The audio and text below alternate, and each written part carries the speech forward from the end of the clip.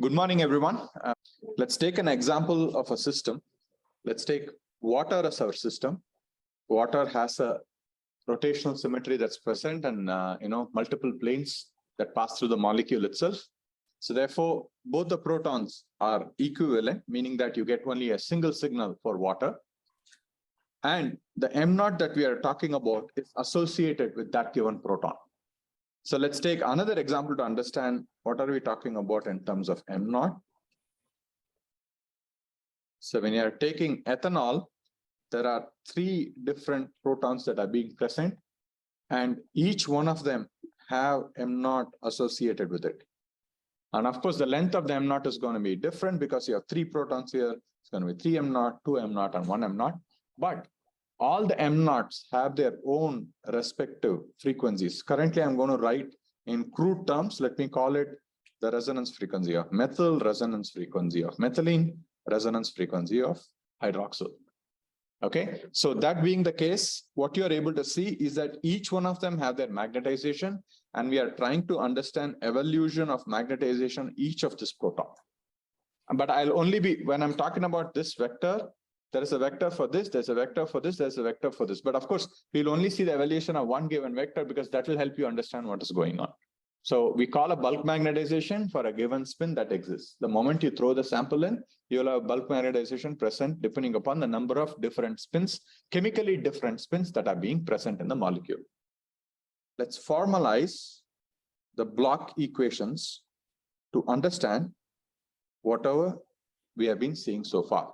I'm going to do a quick 1-minute recapitulation of what we have been doing in the last 2 weeks of lectures. We said that any nucleus that has a non-zero nuclear magnetic spin has multiple states associated with it, which when suspended in an external static magnetic field B naught results in loss of degeneracy of these multiple states, and therefore spectroscopy could be done. And the population in each of the states is actually not very big, making NMR an insensitive technique and proportional to the gyromagnetic ratio, the B naught, and the temperature that is being present. Since there are different populations, the given orientations of each spin results in a magnetization for each of the state. For spin half, it's going to be alpha and beta state, which results in a bulk magnetization that is parallel to the B naught that is being applied. This bulk magnetization, since this has all of the information, if you can measure it, you'll get a lot more characterization of the molecule. Unfortunately, since the B naught and M naught are collinear at equilibrium, there'll be no torque that the magnetization experiences, so you cannot measure it. So we saw examples with simulation yesterday, how if you end up applying another external magnetic field, that's going to be a magnetic field that you turn on and turn off, which is the pulse that you applied, which help you change the entire overall magnetization. Today, we will try to set up the formal understanding in terms with respect to equations on what does that mean and how can one understand this. The first thing that we want to say is that you have a B naught that's applied along the z-axis. Now, let's say we apply a BRF, which is the radio frequency magnetic field that you're applying along the XY plane. Why do we want to apply along the XY plane? You guys understand it's an M cross B that you're trying to look for. Okay, if you apply along the z-axis, M cross B will still remain 0. You already have a B along z, so therefore it's not going to help. So you have to apply anything away from z. So let's write a functional form for it. BRF is therefore also a vector. We'll write it as 2b1, where 2b1 is the amplitude, and cos omega RFT plus phi I cap. What do we mean by this? The phase angle with respect to the x-axis of the Cartesian coordinate frame in the lab frame, in the stationary frame, is phi. Okay, then you would ask, why do you want to complicate by applying along xy plane, not along x or y? You can always change the phi the way you want. So we want to have a general formalism where one would be able to define the pulse and take it forward across any phase that we end up applying. Let me define a few things. Basically, this is the amplitude. Every wave is associated with a frequency and an amplitude. So this is the RF pulse that we are applying. And the RF pulse is an electromagnetic wave. Electromagnetic wave is associated with an amplitude, and the amplitude is 2b1. Similar to B naught, as I said, B1 is the field. We will understand why 2b1 later on. And phi is the phase with respect to whichever unit vector you put. The unit vector you put here is I cap. Okay, so it's the phi is with respect to x-axis. And the most important thing to note here is the omega RF of t. This is the frequency at which you are applying. Okay, why does this matter? Remember, although you have a net magnetization, the net magnetization is a resultant of the alpha and beta states that are present. We moved away from the quantum picture to semi-classical pictures to look at the magnetization. But in reality, the magnetization is a result of alpha beta states existing. And these alpha beta states presses about the main B naught. So therefore, if you want to effect a change to this alpha beta states, you're going to run along with them. This is where the rotating frame kind of an equivalence come up. So your electromagnetic radiation also kind of has to precess along with the spins, at least close enough to their precession frequency so as to affect a change. For instance, in terms of the analogy I gave yesterday, if you guys are in a merry-go-round and you are going around, either I can get onto the merry-go-round, but let's say that's not possible, then what should I have to do? I have to run at the angular frequency of the merry-go-round and still continue to speak so as to effectively transfer what I want to say. So me running is the RF field that is being applied. Me running at the angular frequency close enough to the carousel is omega RF t. Omega RF and as a function of time t. Okay, so this is the electromagnetic radiation. This is the light part of it. And we saw the M naught is the matter part of it. Interaction of light with matter. So we have defined what is matter. We have clearly defined what is light. But remember one thing, elements that have a gyromagnetic ratio, positive or negative. And we did say omega naught is proportional to gamma B naught. Therefore, the carousel merry-go-round could be going clockwise or counterclockwise, if you think about it. Therefore, I have to be careful, how would I run? Right? For a merry-go-round that is going counterclockwise, if I run clockwise, it's going to be extremely inefficient. I'm not going to transfer anything. I have to go with the angular frequency of the merry-go-round. Okay, so therefore, what we immediately do is to break this RF field that is applied in an imaginary fashion to its additional components. So now if you take a look at it, the sum total of whatever is written, I just wrote 2a equal to a plus b plus a minus b. It still is 2a. I just added and subtracted the sign component to it. Now, what does this make? This makes a linearly polarized light as a sum of two circularly polarized light. So what we have done effectively is to change the linearly polarized light, and we imagine it as a sum of two circularly polarized light, where one has a certain sense of rotation and the other has exactly opposite sense of rotation. Why is this important? You are applying an RF pulse irrespective of knowing what is the sign of gamma. You want to ensure that the pulse you apply is effective enough to change the state of the spin.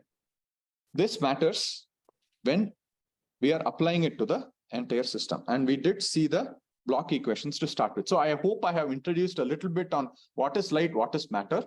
We'll try to see how this gets applied to the scenario of NMR as we go forward. Yesterday we saw dm over dt is going to be given by m cross of gamma b. So just for the sake of clarity, I'm going to write it as the lab frame. So this equation is set in the lab frame. I'm writing it explicitly in the lab frame because we want to go to the rotating frame in order to negate the effects of precession with respect to B naught. So that we don't want to see that anymore. We just want to know when the pulse gets applied, it just comes this way, not in a very complicated fashion of what happens. It happens, but I just don't want to see it. Okay. So therefore, what has to be done? We want to write dm over dt in the rotating frame, which will be given by dm over dt in the lamp frame plus how does the magnetization change as a function of the rotating frame angular frequency. Why did suddenly this come up? Remember, the rotating frame that you're looking at need not be the same frequency of the lamp precession also. It's a generalized way of writing it. And therefore, what do you do when you run along with it? Think about relative velocity. When two people are running at the same velocity, their relative velocity will be zero. Something of the same kind. We are just trying to put it in. We're trying to see what will be the change when two people are running together. This is something that's running by itself. And we will also start to run. So therefore, we only see the relative velocity or relative motion when this frame of reference. What you have is m cross gamma b plus m cross omega. Therefore, this is going to be m cross of gamma times b plus omega by gamma. All that has happened right now is that you have a similar equation as the initial equation we wrote.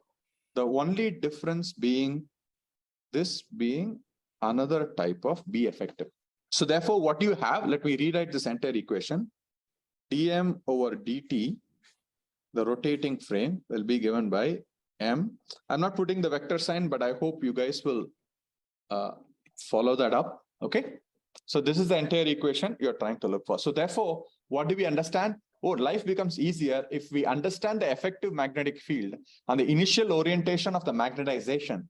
Then we'll be able to predict what changes could come up when we apply a certain type of pulse. If you have the control over M and B, you can exactly say how M will change as a function of time. Okay. So now let's try to understand what is this B effective.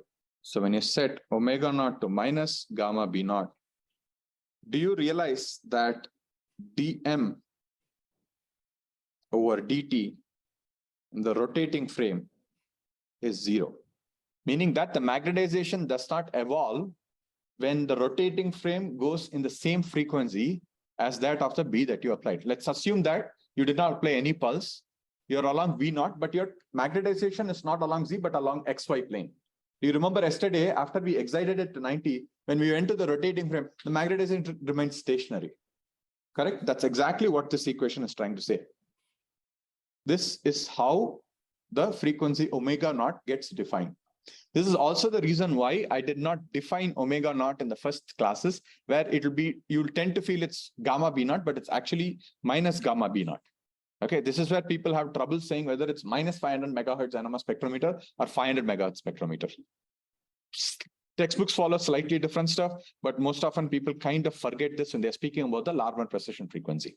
In many cases, the omega that you're applying might not be equal to minus gamma B naught, because I just gave you an example of ethanol. In case of water, you can keep the omega equal to minus gamma B naught, making it omega naught, because there is only one type of proton that's being present. You find the frequency of that and keep it on top. There is no difference that starts to come up.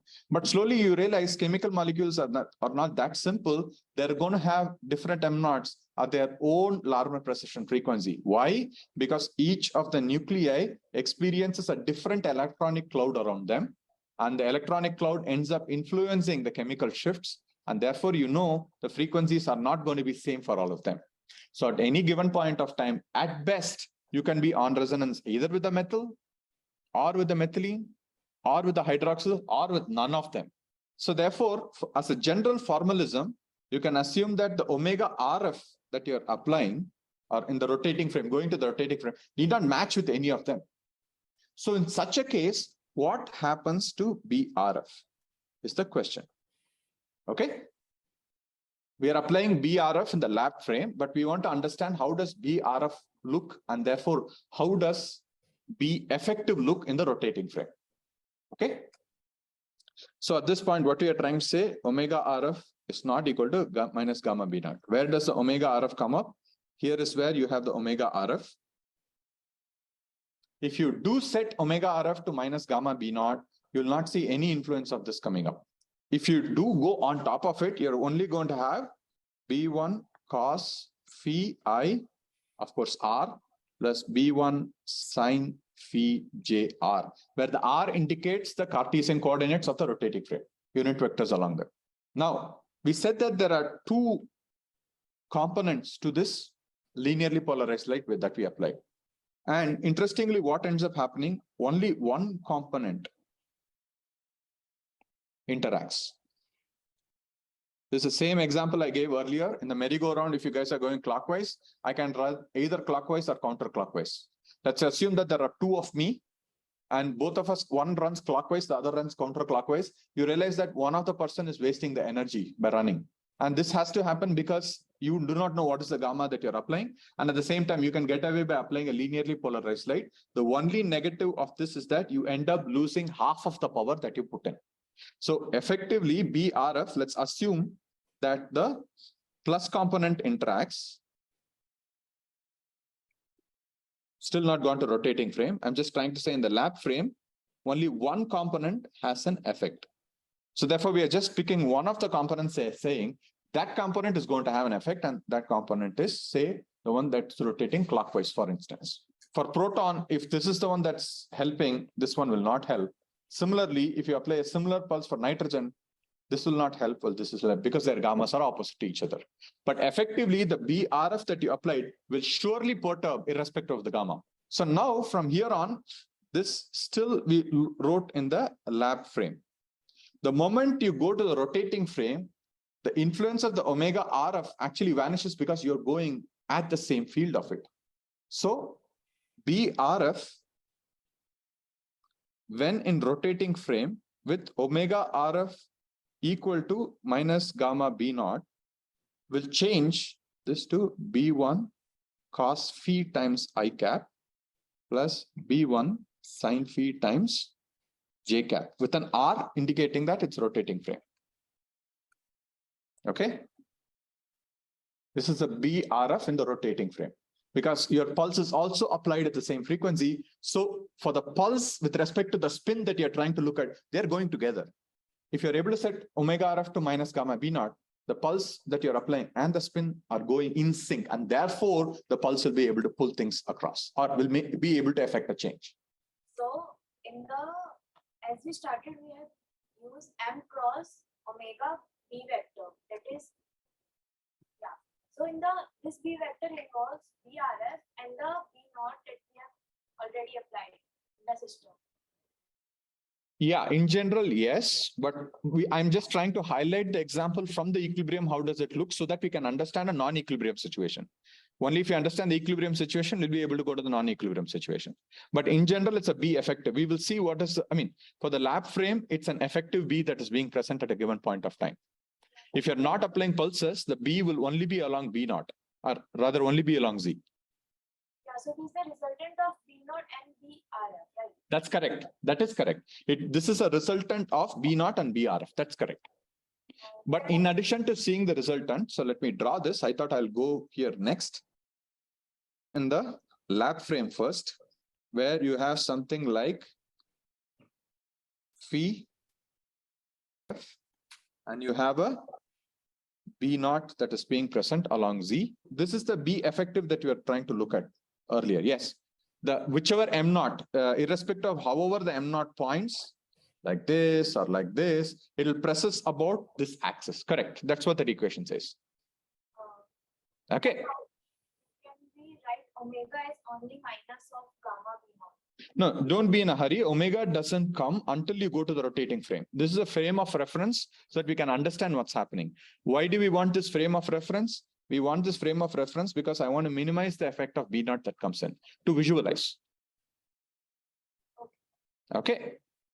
Right? And this is also the resonance part of NMR. We did say that the omega RF matches with the Larmor precession frequency, and the Larmor precession frequency is gamma B naught, minus gamma B naught. Is that clear? Yes, thank you. No problem. Please feel free to ask questions. I'm not by any means saying this is an easy lecture. This is one of the toughest lecture I'll give you, and I'll get confused. So don't confuse me too quickly. Okay, so we'll stay together so that we understand what's going on. All right. What have we done? We have defined what is light. We have resolved it into its counter rotating components. And we are saying only one component interacts, and that component reduces itself to something simple when you go to the rotating frame, depending upon the angular frequency. The angular frequency of the frame matches. Then, in reality, the spins don't see that the B naught exists. Is that true? Literally, the spins are oblivious of the fact that the B naught exists in that given rotating frame. So therefore, at that point, the B1 that you're applying is the only B that is there, and therefore you can help the magnetization tilt wherever you want.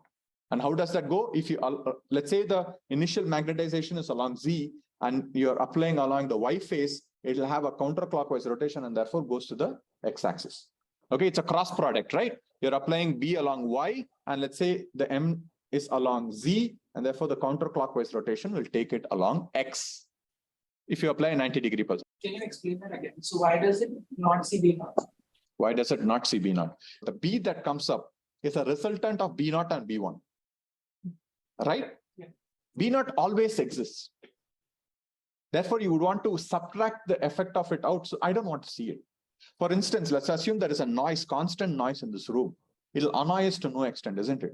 If you are able to noise subtract it, the noise still exists, but you'll still be able to hear. That's your noise cancellation in your headphones.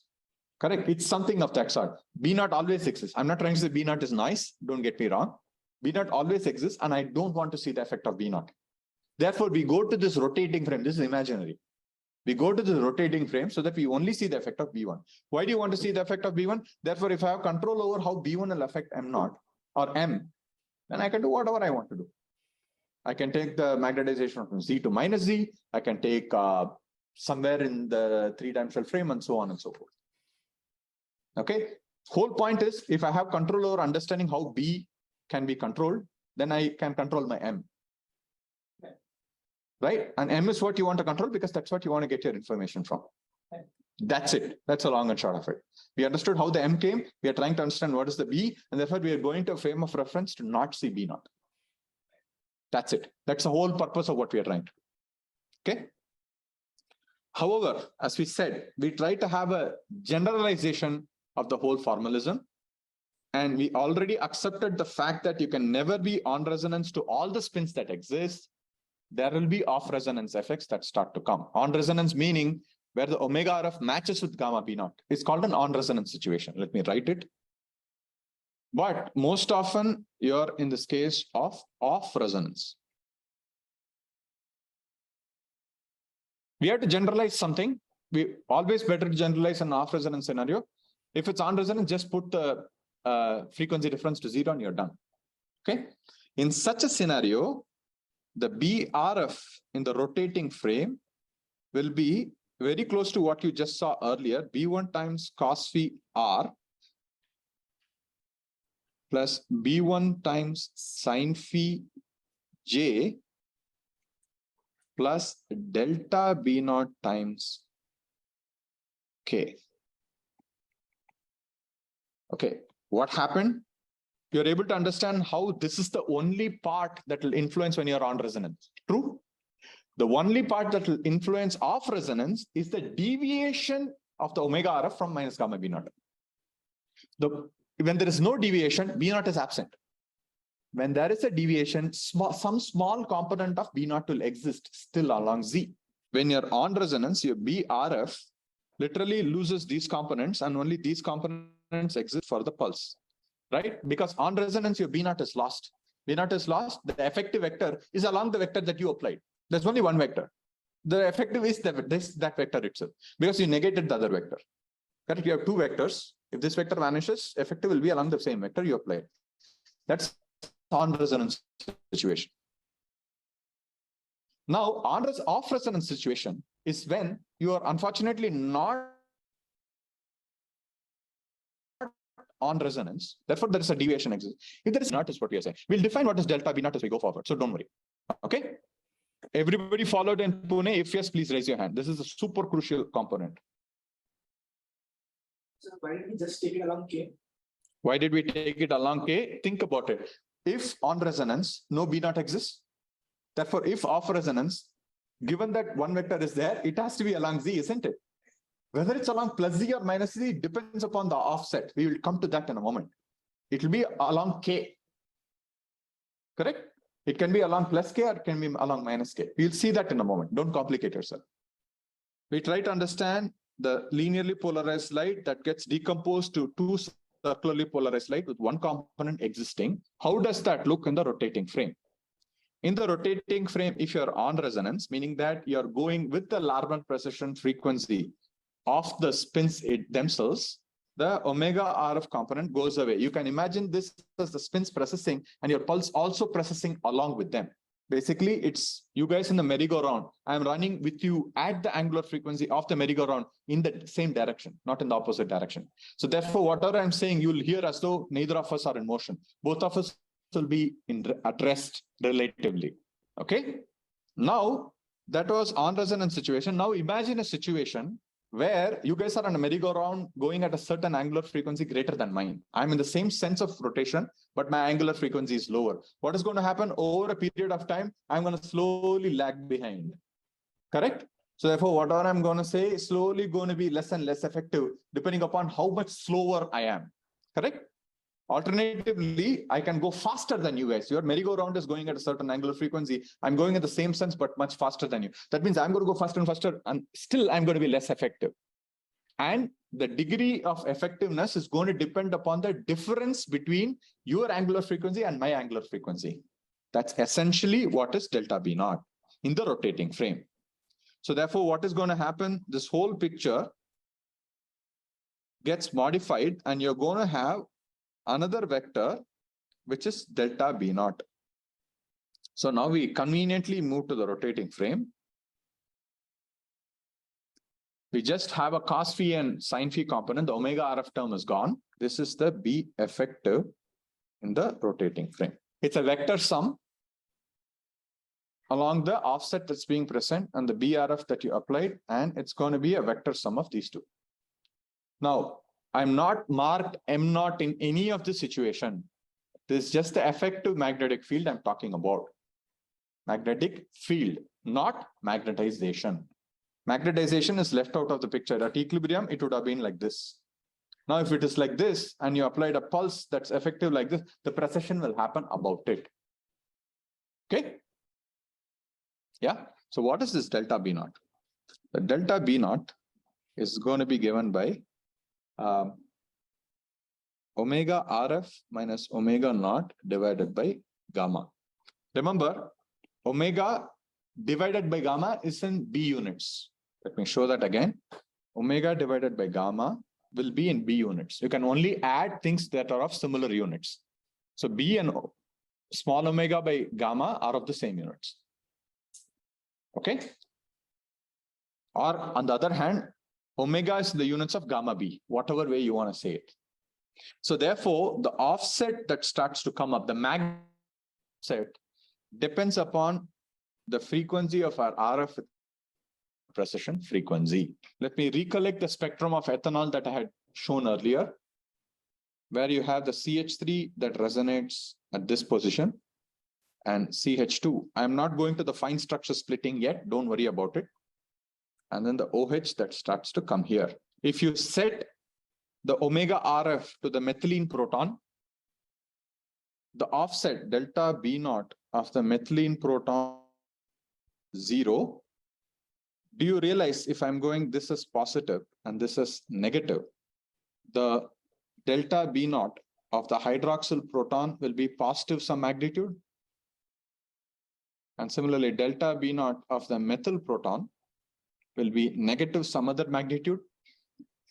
Correct?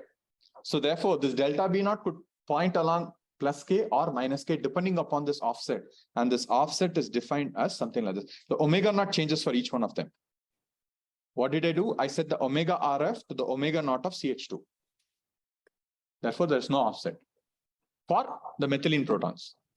But the moment you set it on the methylene protons, the hydroxyl proton, the methyl proton will be off resonance. Agree?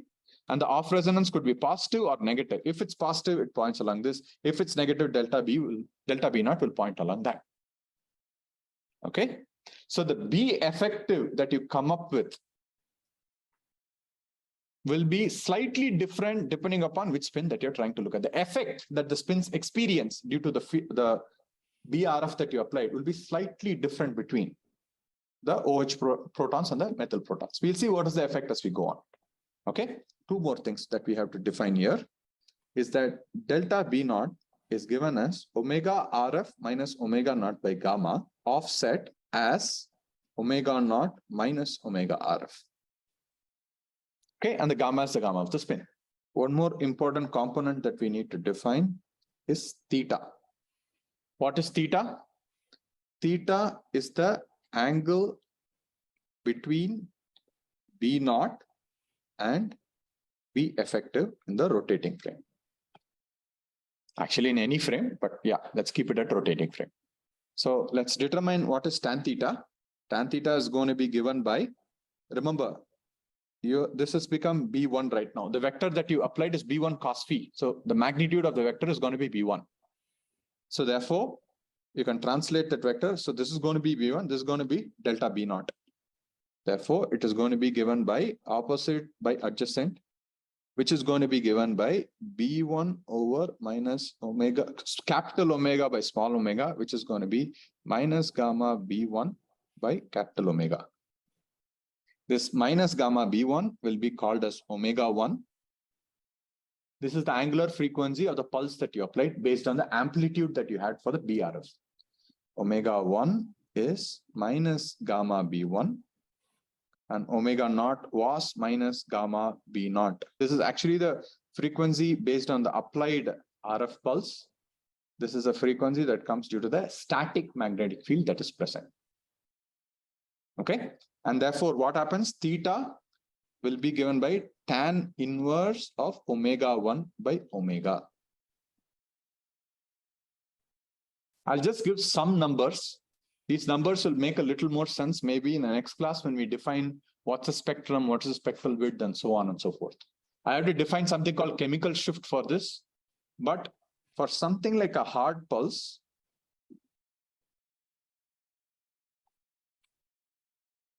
the omega 1, as I said, let's say will be, just for an example, I'm giving you some numbers to understand what will be theta.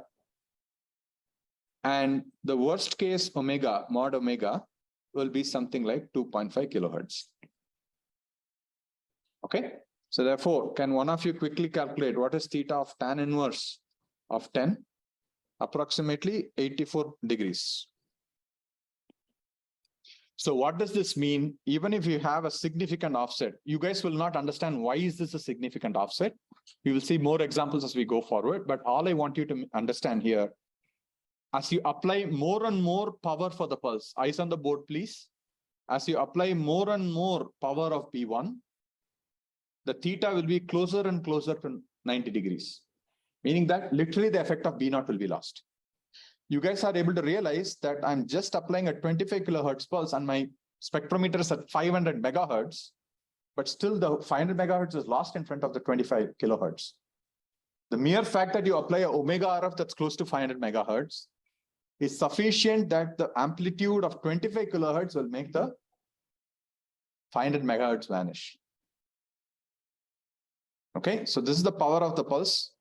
And if the off resonance, meaning that how far you are away, keeps reducing, you guys realize that the tan theta, if you increase the numerator and keep decreasing the denominator, then theta will tend towards 90 because tan 90 is infinity. Yeah, makes sense. If you are on resonance, it's tan 90.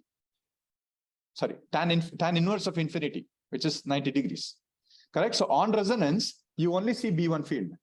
Okay, that's why yesterday's simulation where we only took M naught and we go into the rotating frame of that M naught with respect to B naught, which is B naught rotating frame.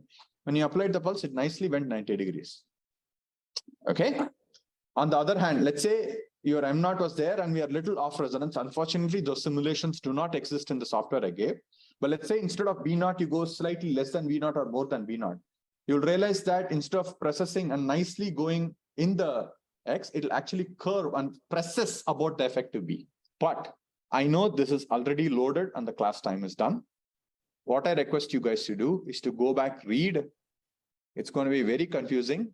Please read this and come back tomorrow. We'll discuss this again. Read it, run the simulations, try to see whether you're able to understand the vectors that are being present. Thank you very much.